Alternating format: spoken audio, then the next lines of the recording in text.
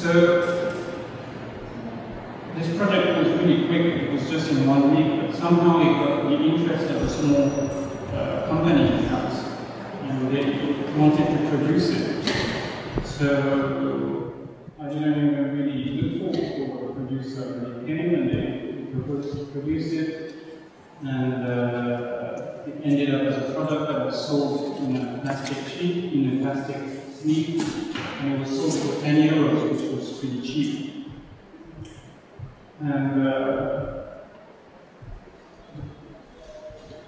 what I want to say with this project is that sometimes I always thought that if for this project I had 1 month to design, I would probably didn't do this.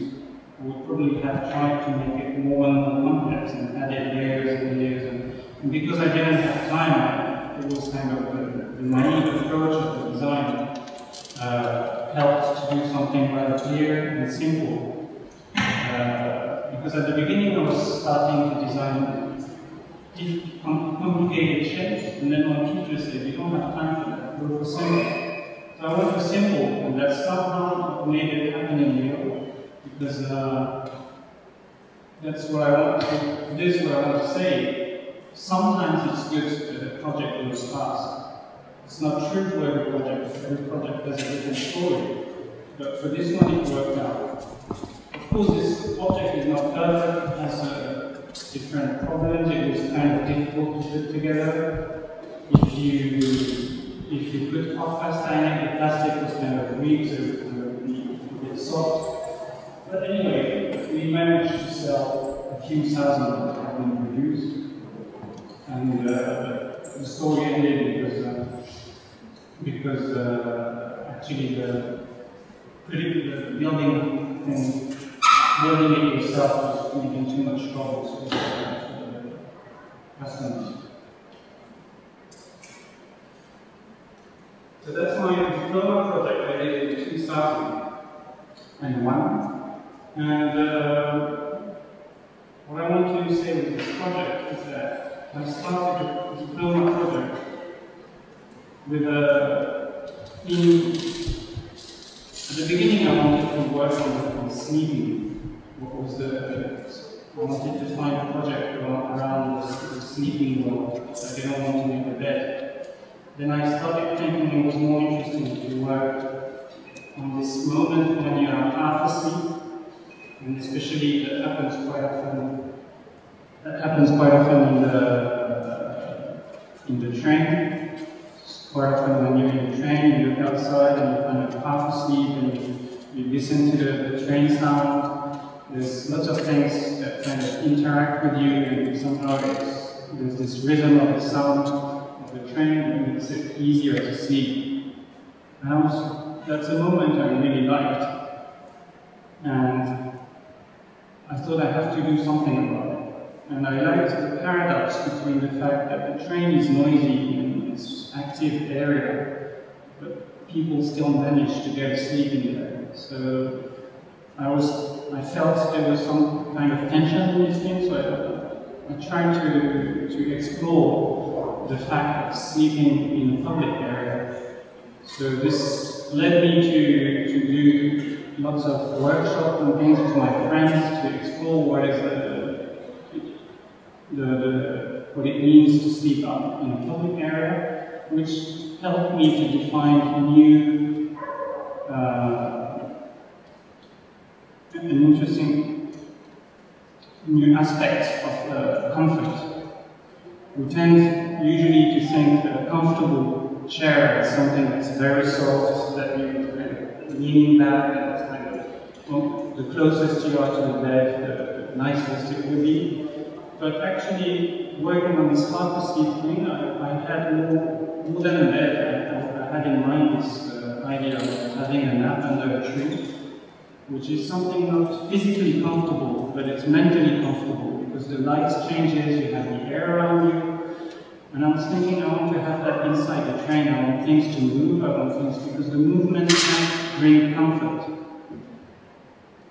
So one thing leading to another, I kind of got away from the sleeping idea. I only kept the idea of I have to do something alive to bring comfort. And I came up, one part of the project was seating. And I was thinking, if you get every day in the same train, which has the same configuration, the same people sitting at the same seat, it kind of gets depressing. So I was thinking, we have to try and get things to move, to have a really bit of life in the train. So these are modular seats which are kind of 12 centimeter wide, and you can put it down so you can have this half seating position, half standing, half seating. If you're sitting, the one that next to you act as a armrest. And if you have a big robot, then you can sit wherever you want, and every day it's going to have a different configuration. So then I started to make a whole material. That's the kind of configuration I thought about. That some people will be facing the windows, some people will turn their back, and every day you have kind of a different view inside the train. So at the end and also I came up with a lighting system that was playing with the air, and that was kind of modulating a bit the intensity of the light. But at the end, you can see I got really far from the idea of sleeping. But what I want to say here is that sometimes you need a small idea or paradox to start a project and give you ideas to follow and make your project alive. Because the project process has to be alive all the time, it has to move on. So it's not nice, I don't think it's a good idea to start a project with a static concept. If you bring a paradox, you make movement and you want to try to fix the paradox, so it creates movement in the concept. So that's another aspect of design for me, which is a project I did with three of my friends. And we wanted to participate in a competition for bathroom designs. And it was supposed to be bathroom of the future kind of thing. And one of my friends came up with this water cleaning process, which is called phytopurification, which is a system where you can clean the water through the plants. So that's how it actually happens in nature. And it's a system that really works. You have water cleaning plants that exist, and you have also factories that clean plants this way. You even have swimming pools that work that way now. So you have to go through different types of plants, and each plant has a function. So the first brushes are planted in the sand, so the water goes through the sand and the roots of the brush, and it kind of pulls the big particles. The reeds does even a finer cleaning, and then those small plants at the end, the roots act on the bacteria and they clean up the water. So our question was, that's a fantastic system, how can we, for the moment it's used outside, people don't know that this exists, although it works. So we wanted to kind of make a project that would kind of make this public and let people know about this and bring more communication around it. So we ended up with this project, which is a shower with water.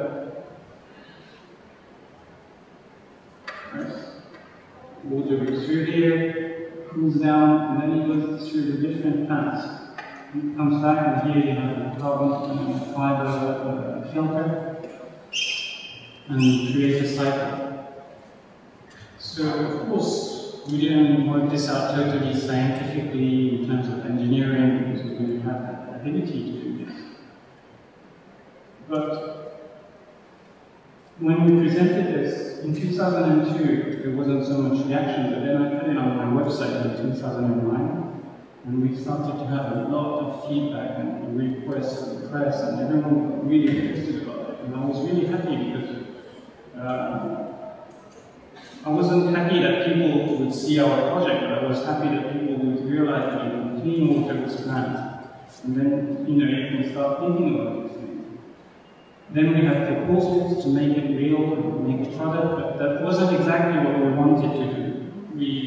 Anyway, if you think in terms of real practical design, this is not the best practical design. Here it's in a white background, infinite space, but if you start imagining the walls as a real life, it doesn't work anymore. And especially to have plants, you need to have air, light, things like this. It doesn't match every bathroom. But of course you could have it working if your house was designed to meet this. So perhaps you could have the plants outside your house and the water system would come back into your bathroom. But this was the best way to show in one image the concept. So I call it kind of an image product for me, and it's like a communication project to talk about the process that we want to spread. And then we have to do some work to talk with the people and try to say, okay, we can't do this exactly like that, but at least it creates lots of connection. We have lots of connection with engineers, with investors, and creates conversation, and design can do these things. So it's another different aspect of design.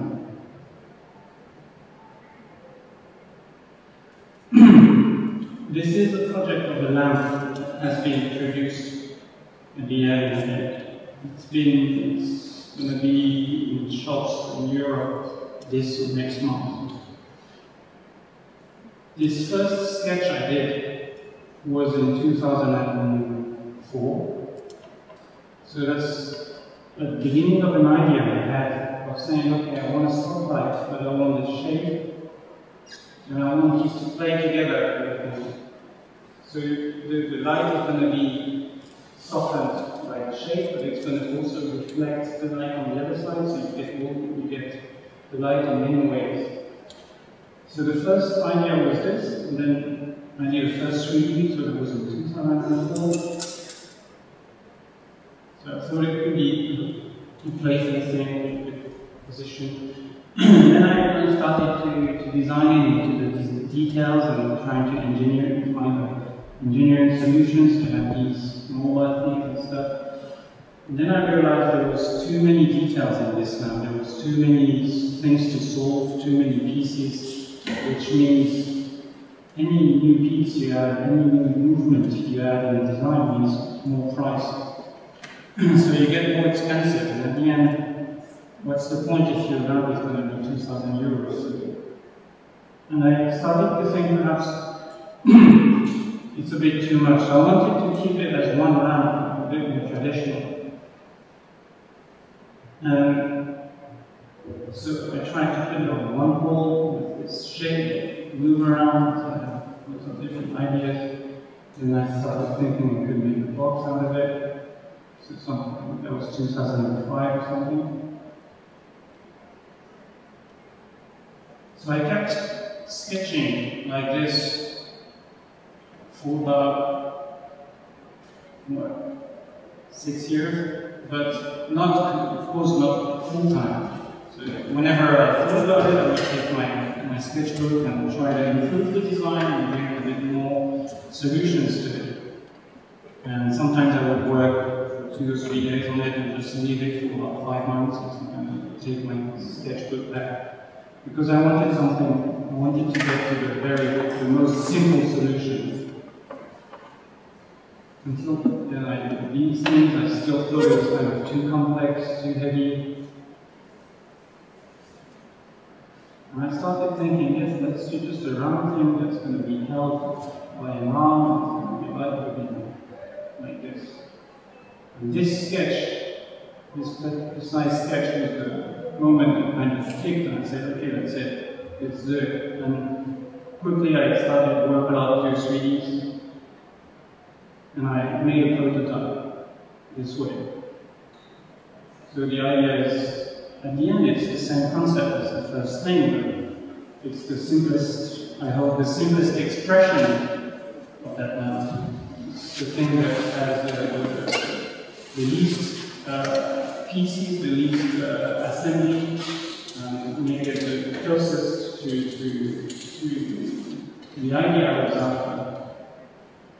So that was my prototype, and then so I showed it in a show, got a bit of feedback from the press and stuff.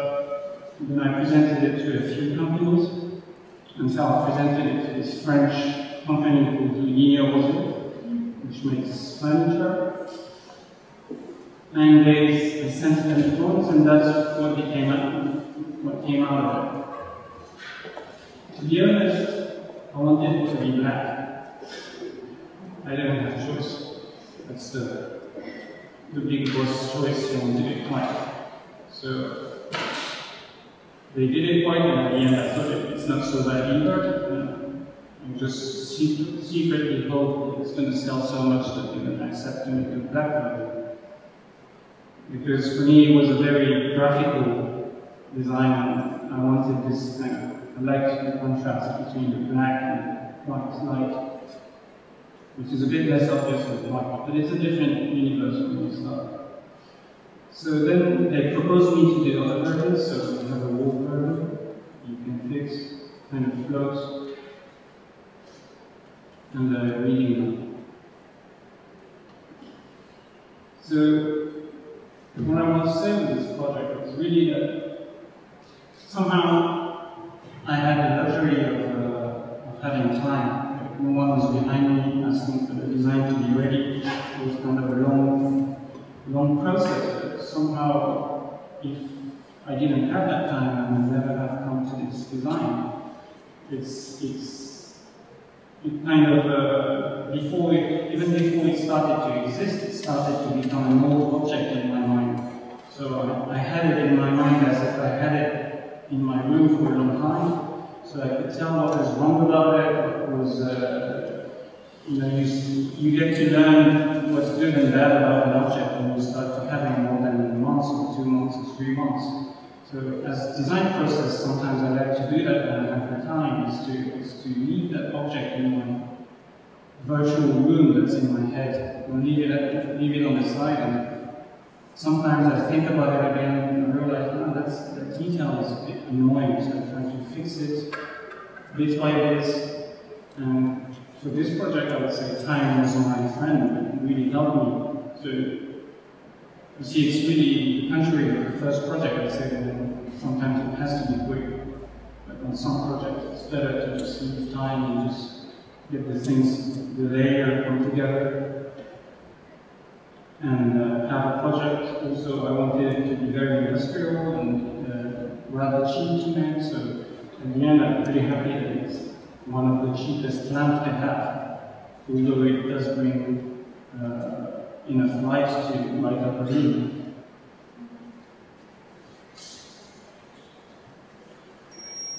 April is a chair I designed 2 years ago for this young French company called Marseille. Marseille is a design furniture company which started in 2008. They did their first presentation, I think, in 2012. And they started with very fancy furniture that was pretty expensive, and they did a really strong start. There was lots of press and lots of presentation. And after 1 year of existence, they realized that they needed a product that was a bit cheaper and open to lots of markets. So it wasn't just they had to stop doing only spectacular pieces, and they wanted just an everyday chair that you can stack. Eventually being able to access the contract market. So the boss of that company is pretty young, and we had the chance to talk a few times, and somehow I was really lucky that he thought about me for this chair, and he came to me and said, look, I do the chair, and of course I was really happy. But the thing is, it was a really short project, because it was in December, and they wanted to show it in Milan in April. So it was like a 5 months project, and they wanted to have a prototype ready. And the brief was that it had to be a wooden chair that stacks, which has character, and which is cheap. So I worked on it, so started. So the challenge here is that the problem with stacking wooden chairs is that they look like stacking wooden chairs. When you do a wooden chair, because the wood is not as strong as steel, of course you need to have rather thick legs. And in order to stack, you need the back legs to be outside the size of the seat. So you end up having a backrest that's pretty wide with seat that's pretty narrow. And you have this kind of boxy shape quite often, and it's pretty always the same story with stacking wooden chairs. So I really wanted to try to avoid this stacking chair. So my main concern was how to make these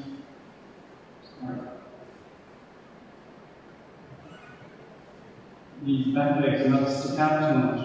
So of course the idea was to have some angle on the seat.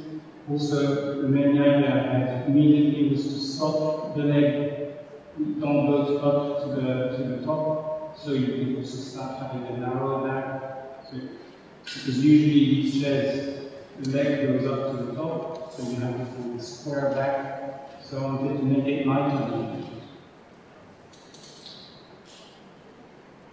These are the first 3Ds I made pretty quickly. So the concept was there pretty quickly, but I was kind of not satisfied with the proportions of the backrest and try different things. So I'll just show you a few, but I think that I've done about 20 or 30 different versions. Then the question was to stack, so I had, of course, I was designing different types of seats.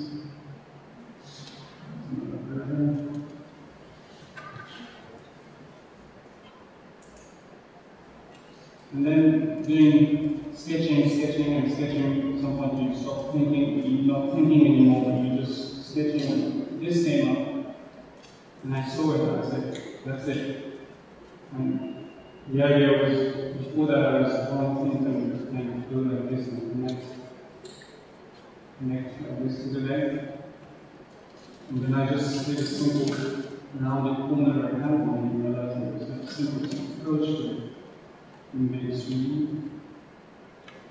First I had this curve here and I made it straight. So it goes through lots of these kind of adjustments. And we made a proper drawing for this to send it to the factory. Because at the same time as I was designing, the fact that the guys that were looking for the factory to make it. So it was kind of everything was moving at the same time. I didn't know who I was going to send the drawings to, who was going to make the chair. So you have to be very precise in everything, because if you start leaving things not precisely drawings, you're going to leave it to the guy at the factory. You can be sure that the guy at the factory is going to do the lazy version. He's not going to think what's the best for the chair. So sometimes for these things you have to be a control freak and have to be behind every single detail. And if your drawing or your 3D is not precise enough, you can be sure that everything that you can mess up, and you'll probably mess it up. So this is just to show you that we try to be as precise as possible. And then you try to be as precise as possible, and make the first prototypes that present in Milan. It may be not so obvious to you, but for me it was totally wrong. They had the wrong seat thickness, they had the wrong seat shape, they had the wrong backrest. It was all. It may sound a bit ridiculous, but for me it was horrible. I was kind of a bit ashamed to show it in such a big place as Milan, which is the main furniture fair in the world. And but I think it's an interesting thing to show, actually. Sometimes if you want to show things too fast, then you show the wrong thing. And then, after that, of course, we came back from Milan and came back to work, went back to the factory and tried to arrange things. And until we managed to get this, which is the final one, which is almost very close to my drawings, at the end, after Milan, it took another year. So what I want to say with this project is that you need to realize that it's a lot of work to build a communication with the factory, to make them understand what you want. This factory was in Romania, and they used to make very traditional furniture, and it was their first kind of design chair. So for them to understand that the technical drawing the chair has to be according to the technical drawing was kind of almost new. So to make them understand that and to bring everyone to the same level of understanding of the drawing was a big job which takes a lot of time. It can't just happen like this, and it's good to kind of continue the relationship and build it and try to build a long-term relationship with the factory.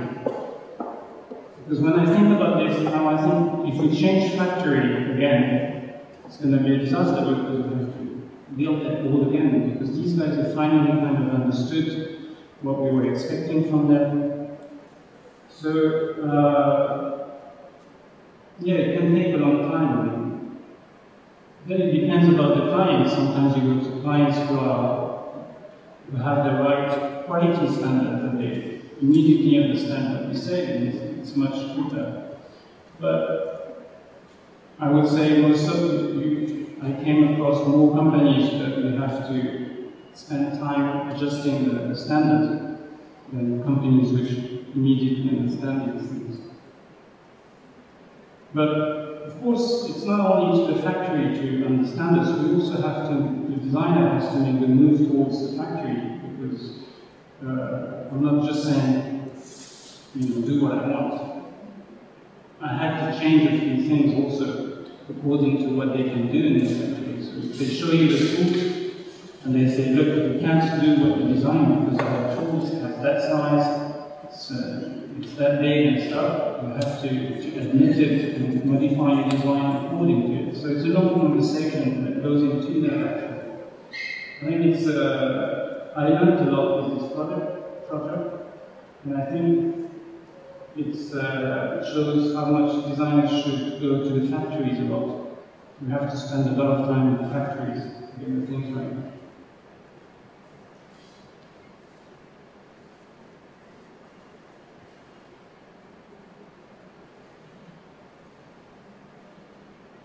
Ideally, I would like to have a real wooden version, not just a lacquered version like this. But again, it's a lot more work to get the wooden version.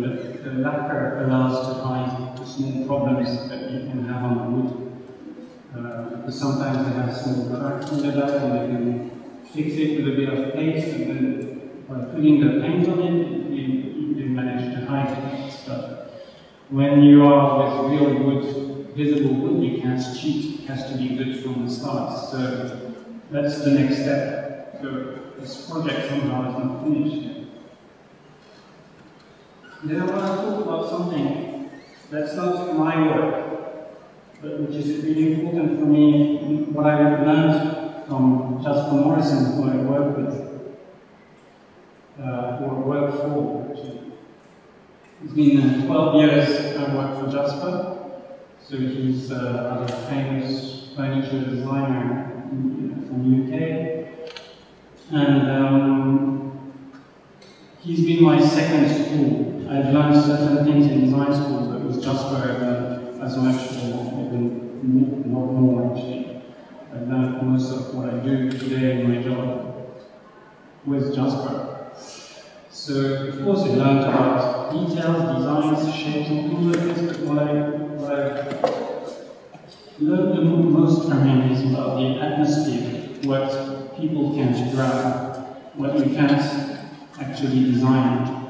What's between the objects, what's the relationship between your life and the object, things like this. And the good life, I think that the good life because he just not promoting his book, he just released a book with a few pictures that he said that he took. Just when he walks around in the street, he takes picture when he sees something interesting. And I think it's quite interesting that I show you a few things. So this was in his website, in something, the section he called Photo of the Mosque. So it was a photo of the mosque, but it's not every mosque. So he sees things, and so on his website he has this and the text that comes together. And the photo is as interesting as the text. So I'll just read one as an example, and I'm going to show you some of the pictures. So here it comes. Continuing the theme of useful things to do with old trees. This will show another project with the trees. This one's picture was taken in Chandigarh, on what seemed to be a public land on the road which leads to the Corbusier's Secretariat building. Indians are well known for their ingenious reuse of materials, which might seem to most of us to be useless. In this case, it's the startling originality of the idea which is striking. Who would have imagined looking at a recently cut down tree to make 3 flower pots from it? And if the roadside garden is a public space, how was the commission of these masterpieces briefed and whom, and to whom? In a land where this level of creativity is easily matched by the bureaucracy, we can speculate that the order was passed down through a series of officials until it reached the urban planning office, where a young planner with an interest in gardening had the idea on his way home one evening. The best ideas are usually the spontaneous ones. So he looks at this, and then he imagines the story of the guy who made it. And, you know, it's not, has nothing to do with what we usually think is cool design stuff that's promoted on websites and blogs and stuff. But actually he gets most of his inspiration of these kind of sets like this, and he sees there's something really interesting about the proportion, about this big log and this rather thin leg. All these things that work together. And if it was just on a white background, perhaps he wasn't interested. But because it was in India, it was placed that way, it was these plants, people are interested in it, kind of catches the whole thing. It doesn't get just one detail.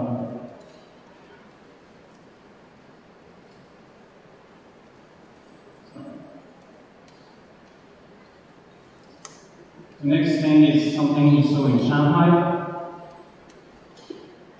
And then he realizes that these tables were probably not designed to be stitched together. Then he sees that there's something really interesting in the proportion of how the central leg is wider than the outer legs. And suddenly he kind of sees a new object through it. But again, what he's looking at is not a kind of design object. He sees it in places where there is no obvious design. So he keeps his eye open all the time, and that's something I really learned from him. That's in Japan. Usually we have this pipe going into the wall, but just when he sees it, he thinks the plumber is an artist, because there's something very poetic about this loop that goes down into the ground. It's perhaps not the best design solution because it's not easy to clean on the floor, for example. But there's something very poetic and that kind of talks to everyone about this kind of small loop. There's something quite childish about it. But these kind of things, they feed us to input for designing other things. Because we believe that doing design, you have to be careful not to take things too seriously. Because when you start being too serious about the design, you're going to do design for designers. And there are very few designers in the world, so you're not going to sell anything. So you have to think about what's life after the seduction of the object.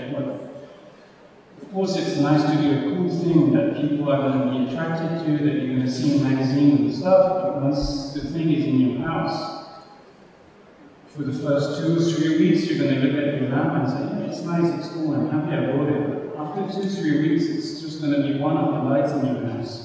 And you're not going to have this kind of attention to all the objects in your house. So, as a designer, I really believe we have to think about that second phase of life of the objects. That objects are not the stars of our lives, they're here to serve us and to be discreet and do what you have to do. And bring a bit of atmosphere, they have to participate to the general life. It's like a group show, I mean like a play, a theatre play. If everyone's shouting, it doesn't work. Everyone has to do its own part in its right position. So we have to be careful when we design things and think about these kind of simplicity of what normal life is and how we can bring a bit of atmosphere. So this is something very simple, but somehow we believe it brings atmosphere to the space.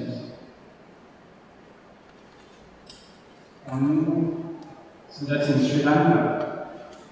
So it's an old colonial house, and what really strikes Jasper here is that no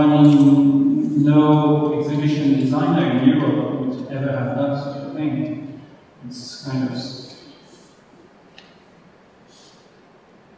somehow not sophisticated enough, but in a way, it just does what it has to do. It's stacks of bricks, the space is well divided, it works well, there's no lighting, the only light that comes in is the light that comes through the arches. And I wasn't there, but he says he had a great time there. The space was feeling light, everything matched together. He could look at the pieces that were presented without thinking so much about what's around.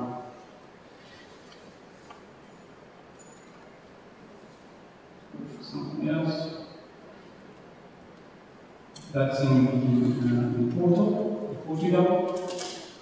And that one is really funny too, because if you read the text, everything is available. You can see these in Jasper Morrison's website. It's jaspermorrison.com. That's probably. And there's a text you should, if you're interested, you can read the text. They're really funny. And here in his text, he imagined the boss of it's in a garage, in a parking. And he imagines the boss saying, okay, if we want to sell some oil, we have to put it outside the office because if it's behind the desk, no one's going to buy any oil. So he asks his garage guy to just put up some shelves. And then he imagines the guy who puts the shelves in a nice way with these brackets which are kind of strangely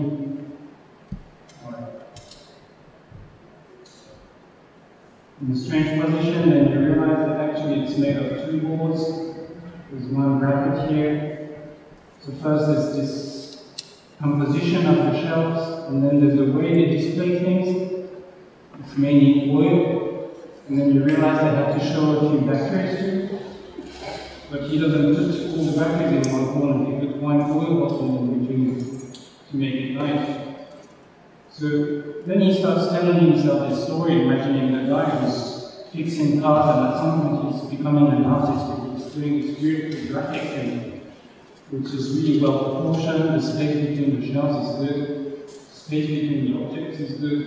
There's something that works super well with this yellow line. And you realize that people, without thinking, sometimes they do great stuff.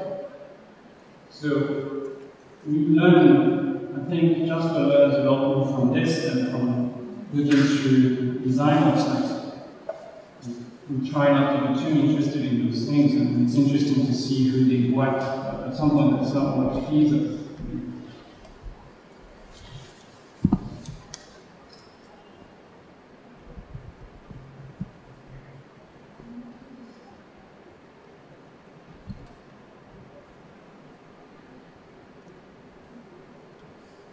Yeah, so as a wrap-up somehow, by presenting you this, I want to show how a designer should be interested by everything in real life and not just design pieces.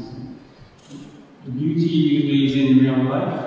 It's not everywhere, it's pretty rare, but you have to develop, as a designer, we have to develop our eye and our sensitivity to notice things that somehow take a note of it.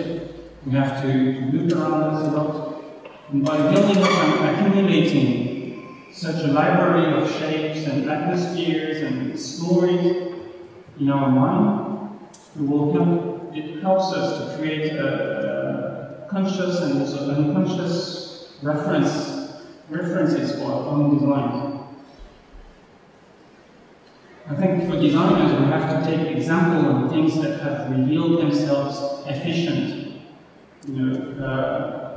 History of objects and history of design is here for something. Things that survived over the centuries are usually things that were somehow designed well. So we have to look at it and see why is it so good and why it stayed. In recent design education, we tend to kind of push students all the time for innovation, being creative, invent stuff, which kind of somehow makes them forget that you have to look back a little bit, and sometimes you realize, okay, the fork works well, you don't have to redesign the fork. The spoon is the best shape for a spoon. You don't have to invent a new way to drink soup. So then, it doesn't mean we can't redesign the spoon, we can work on the spoon, but then it means we have to work on the details and get even another scale of design. It may not be visible on this picture or something, but if you design it well, people will feel it by touching it, by using it every day.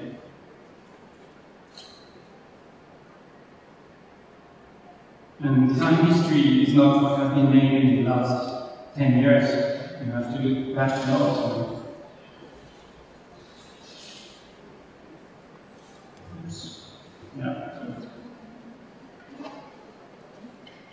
And I think for this it's important to build a design culture and really go through, look at the great designers of the past century or even before.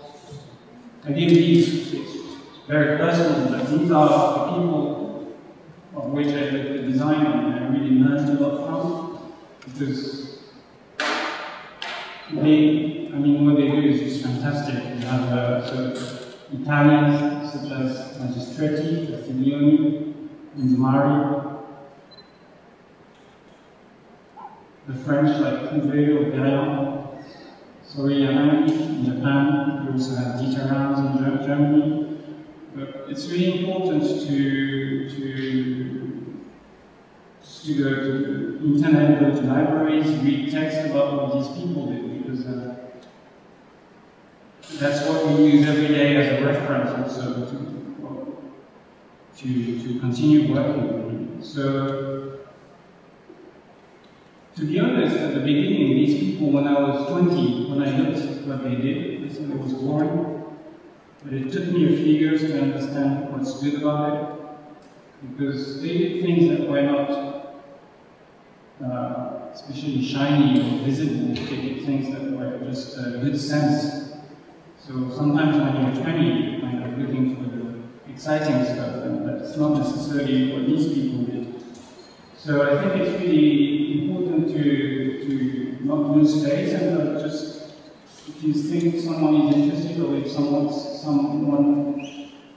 gave you advice to get interested into some important designer, it's important to look through what they did, really try to understand what's the quality of what they did, what we can learn from them, and what we can change also what they did, because some of the things they did are a bit dated, they're not perhaps not matching perfectly today's world. So the idea is not to copy them and just reproduce what they did. We just have to use what they did. They did such a great work that they would be ashamed to just put it in the bin and just start from scratch. So.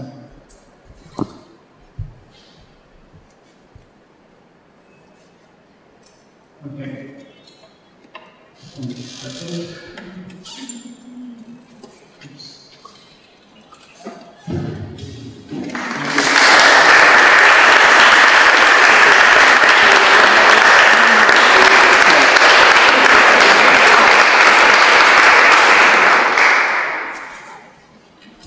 Questions? That's right.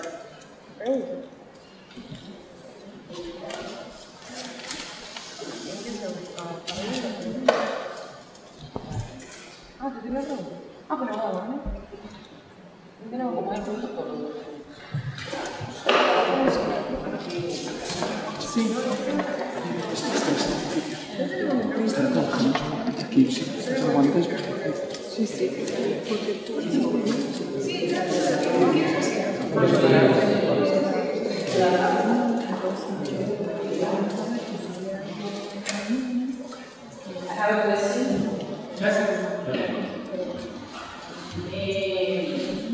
I heard you said that you learned a lot in school, but that you learned even more,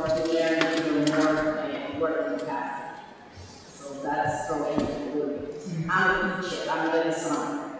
I teach the son, I'm a son, in a sense. So my question goes to, if you have the power right now to change something, at least telling us what we can change in our teaching, experience, each one of us. I don't know how many of us each. But if you have the power, what would you say to a teacher that you think that help? In the sense, I know abilities and stuff, we don't know that you have to teach, but something like vision or something that you would say is different now, that we have to focus more on things like whatever, and not so more on things that we used to be important and they are not anymore. I don't know if you get it.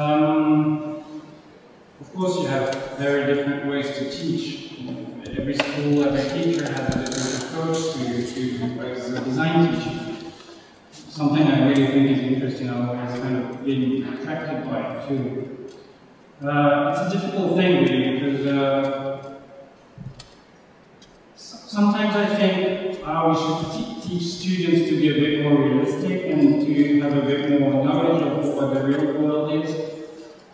But then sometimes the other times I think they have enough time to learn that in real life.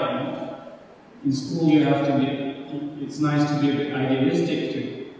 But all the questions about how do you balance that, I think perhaps we shouldn't bother them all the time with real life. But we have to tell them, be careful. At the end of the road there, at the end of your studies, you're going to think, oh, it's not really nice. It's the real life, because people were not always listening to you as a teacher would do. Sometimes that's what happens, like most of the time students, they come out from school and realize that they don't have the same attention that they had at school.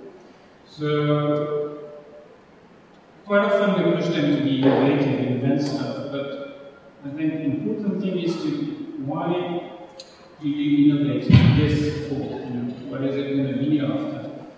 I think it's important to teach them ambition and try to go further because sometimes the world is a bit too small compared to what we want to do. So sometimes it's nice as a student to have the ambition to do a bit more than real life can offer you, but they have to understand what they can do about it afterwards.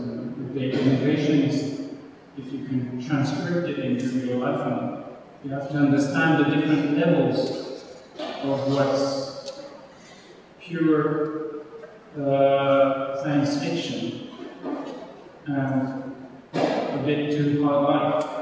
That you have too many levels between, but they have to understand how they can slowly land to real life, because they're not going to be science fiction designers, they're going to be hard life designers. So I think you need the education time is that moment where you're allowed to fail. And I spent my 6 years at school failing and doing bad projects and having the feeling that it wasn't good. But every fail was bringing me so much that I'm happy I failed as a student and did this as a professional. Either this way or the other. To be a good student and then keep failing in your life. So you have to tell them that you better be challenging as a student and but keep in mind the background of reality. Sometimes the problem they do with students is they do things that are not realistic and they don't even want to think about how they can break through. They have to keep that openness. Openness goes into sight, in the real side of reality. I don't know if I answered the question. Yes.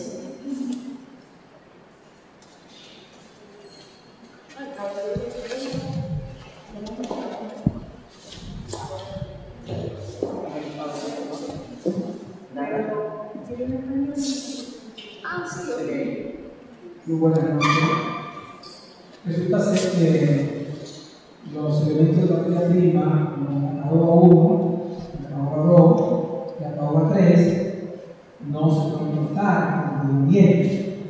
Entonces, cuando hacemos una vencedora, pensamos mucho en la comodidad y el confort para que la persona la use, pero le alargamos la vida por el uso de la madera, pero la madera ya no se puede usar. Está prohibido.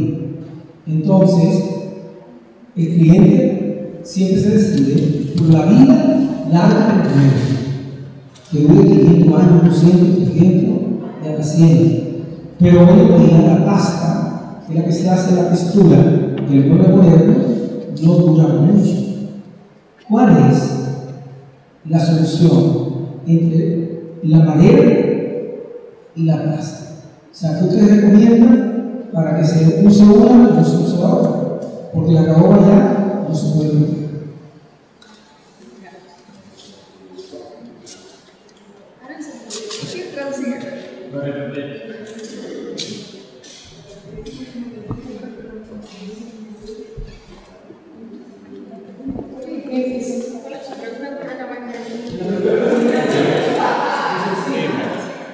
La caoba, las tres, no se puede cortar, no está prohibido. ¿Qué madera tenemos de opción esta lista para trabajarla? Porque podemos trabajar ya de casa, no de composición química. Since we can't cut mahogany trees, Okay? since we can't cut mahogany trees, Yes. that wood species, what do you suggest that we can use instead of that? I think it's a quite important thing for the use of wood. Of course, we have to think about these resources when you do things, and we shouldn't go for. How do you say? It's a very big picture. I mean, if we just look at the material, it's of course a shame that we can't do things with these materials now. But I'm sure there are many other ways to do things. I mean, you can't, we shouldn't, that's the job of the designer actually, to be mentally mobile enough, conceptually mobile enough to say, okay, we've been doing this with this material, but now we don't have that material, what can you do without it now? So, I think it depends on the object. Every object, every function, needs some specific let's say, function or material specificity. So, of course, we're going to lose the look of mahogany, but I think we just have to. It's like ivory. We don't do ivory anymore, but people understand it. So I think, of course, for people who have been using it a lot and been very used to be working with this material, it's a shame, but I think we have to think in a positive way and try to find other woods which may be precious too, but try to we don't have any choice but replacing it. But I think it's the designer's job to make it look as nice. Then, you know, it's case by case. Some projects, there are probably going to be some objects that used to be mahogany that can't be replaced. I don't have a precise idea, but I think it's exactly that kind of case that the designer is useful. that where perhaps the craftsman in his workshop is going to say, it's a disaster, I can't use it anymore. That's the thing where a designer should have enough open mind to kind of propose new things and try to say how we can slowly do the transition between materials we can't use and new materials we'll have to use. Thank you. Welcome. No tanto si me hace la función perfecta, pero lo entendemos por la parte de la mañana. Yo creo que la vengo a hacer. Muchas gracias. Okay. No? Is that okay?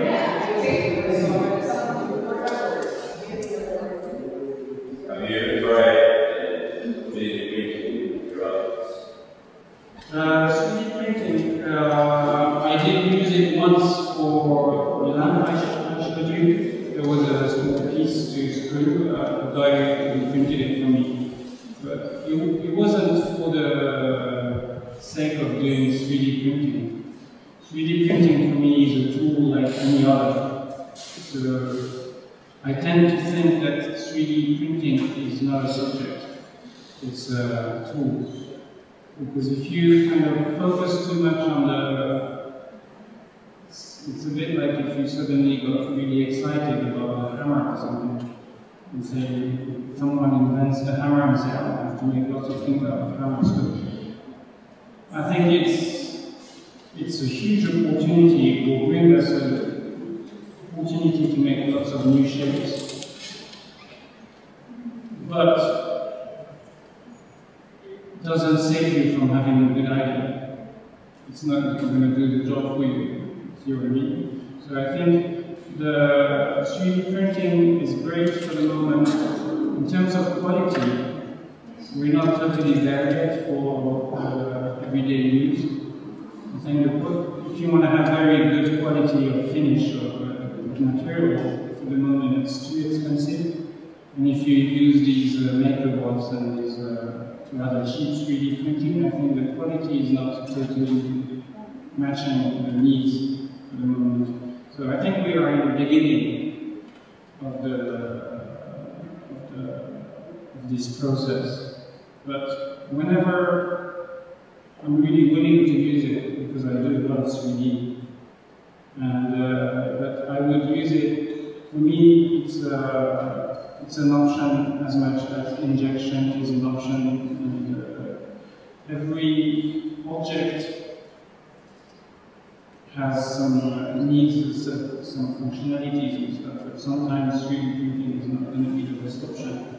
Sometimes it's going to be. So I try to keep it open, and it's just adding one tool to my toolbox as a designer. And but if a client comes to me and say, my factory is full of 3D printing, and I'm going to work with it, see what I mean? It's like, I don't want to look for opportunities specifically for this. But what he did for the prototype was fantastic. It was a great piece. Hello. My question is, do you think it's possible to make an industrial design using recycled materials while making a good industrial design using recycled bulbs and stuff like that? Yeah, I think so. I mean, it's always the same thing. At the end, you need the object. The problem with ecology and recycled material is that it's not enough of an excuse for people to adopt it. Because it's the same as the seduction as I was talking. At the beginning, you may be buying because you say, okay, I'm doing something good for the earth. I'll buy this recycled stuff. But if the material has a poor quality or poor functionality, and if you in your everyday life, you kind of start forgetting it's recycled, and then it doesn't work as for the function you want it to work, then you're going to throw it away. So it's the same problem, right? So, no, but that's the thing. It's like if you're going to use recycled material, it's possible to make Yes. This means like most people send to because they have a culture, they design, but most people think, if, okay, so I spent 100 years using my phones on my grandson's times. So when I go there, it's like, we are designed to use recycled material. You have to first, it's a meeting of different things. You have to have a recycled material that's good enough. It's not too poor in terms of function and technicity. And then you have, as a designer, your role. So let's say someone proposes you a good recycled material because they are good in that way. A good one, it's to use it in the right function. You know, it's to be clever enough to use it. We with Jasper, we have a lot of proposals like this. And it's always very difficult because sometimes the recycled material is too weak, it breaks that way, so you have to be careful not to use it in a function where it may break that way, so you have to find the right field for it. And for example, like now we're working on a plastic chair, and the client came to us with an interesting textured plastic which has lots of wooden chips in it. It's like lots of recycled plastic is recycled wood inside. But it looks good, so we're going to work with it. We're going to do something hopefully nice with it. So it's just a shell and wooden legs underneath. And then you have to treat it as a normal material. You know, if you treat it too much like a recycled thing, it's not so nice when you have a thing and you sell something and you have a big amount of recycled. Because that's, of course it's nice that it's recycled, but it's a feature. You know, at the end it's all about the function of the object. And the other thing I have to say about recycled thing, it's better, let's say, to use a material that's not easily recyclable, like steel, and make an object that's going to last for very long, than to make something out of recyclable material that you're going to throw away in 3 months. Because recycling things uses a lot of energy, it uses a lot of resources in a way. It's not always so. It's recyclable for the making part. Perhaps it's not so ecological in the second part, where you have to burn it and stuff like this, because you need to fuel to burn it, and, you know. So the best thing is that you design something so good that it's not going to go out from people's house. That's what we want to do, is that it's strong, it has a shape that people don't get fed up with, they want to keep it. For me, that's the pleasure, is to make people keep their object and use it for years and years and years. Because if you do something that's too fancy, you know this is going to go. Everyone has that in their house. Everyone holds something, being very excited, throw it home very proud, and then after a year it's like, so that's a society thing. Everyone has to work on it. People should stop buying stupid stuff. And designers should work on long-lasting physically, but visually too.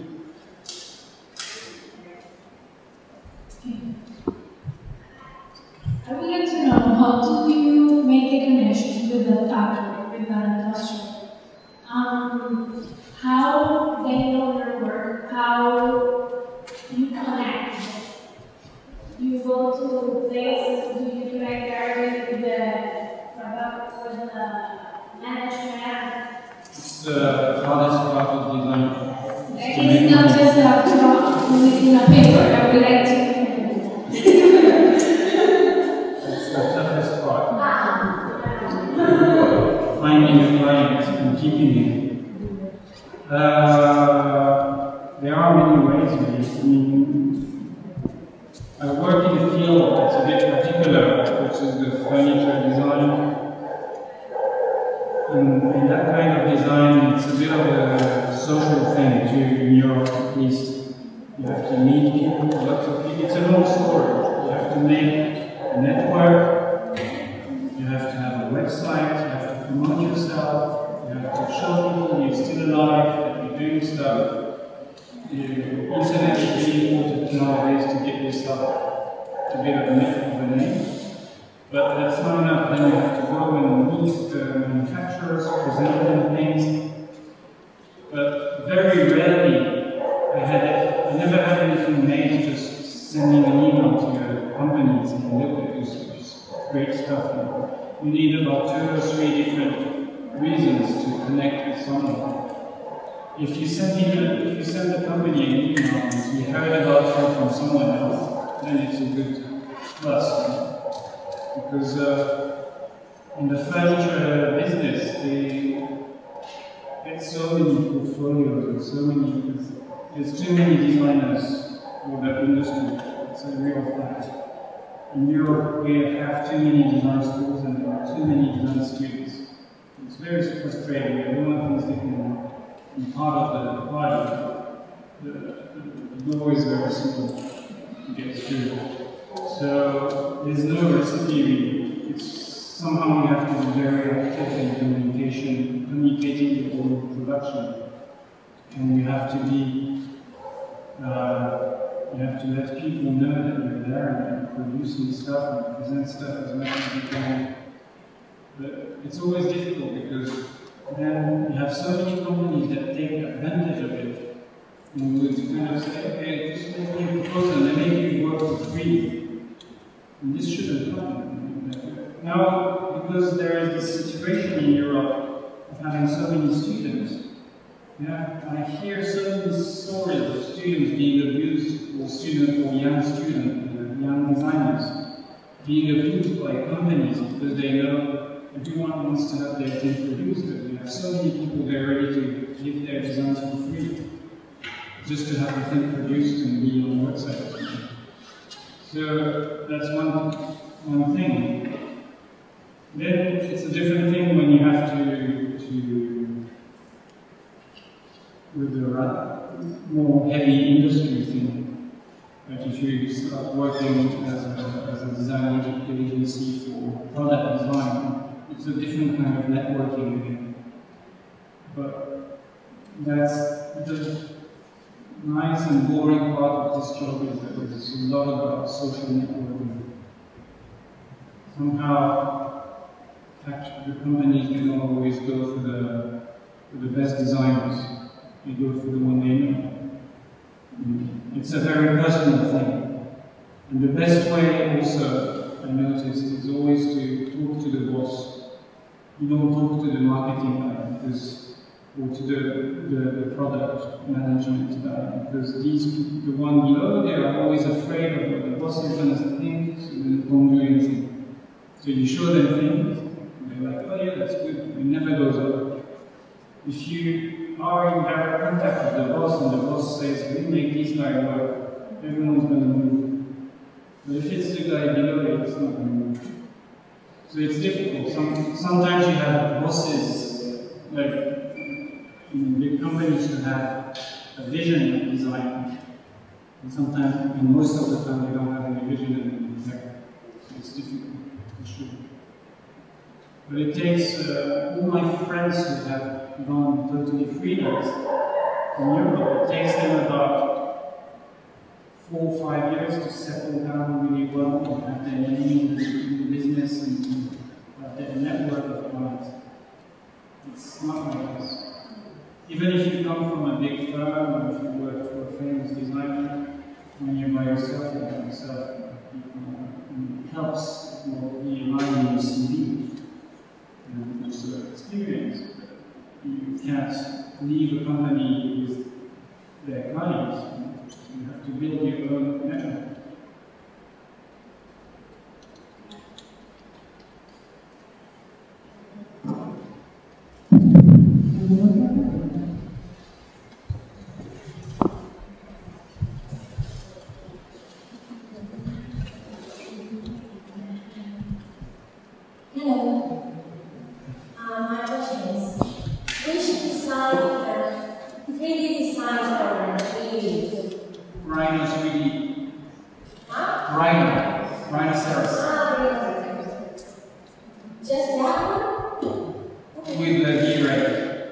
V-Ray for the rendering.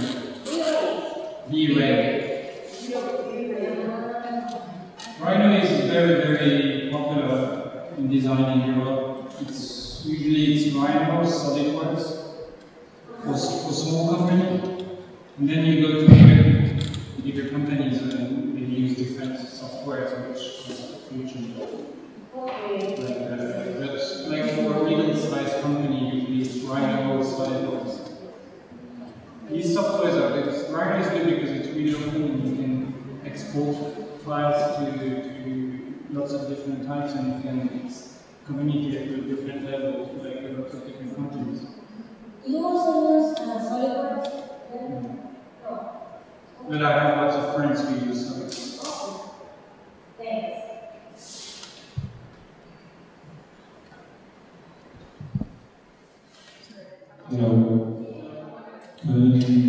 When you look at design, what is the first detail that you look for to say is good or bad, the design?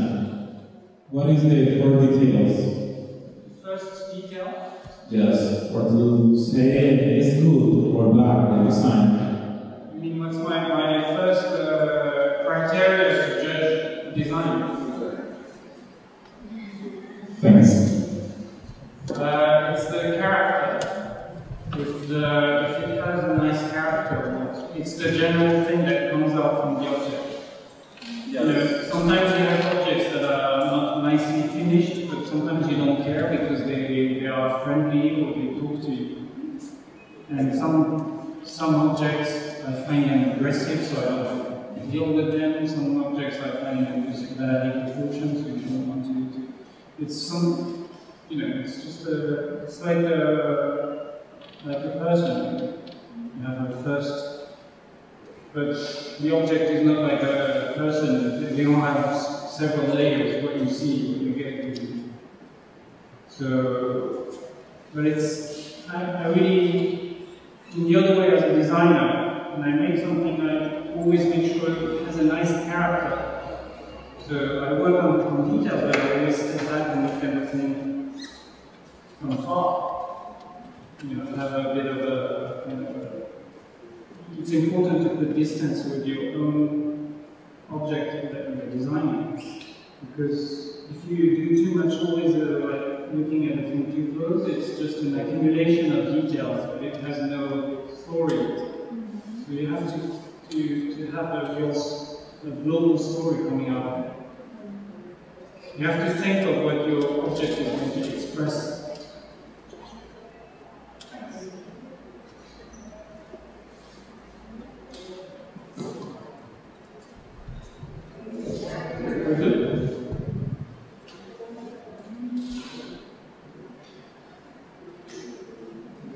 Bueno, thank you all for coming. Let's give a hand of applause to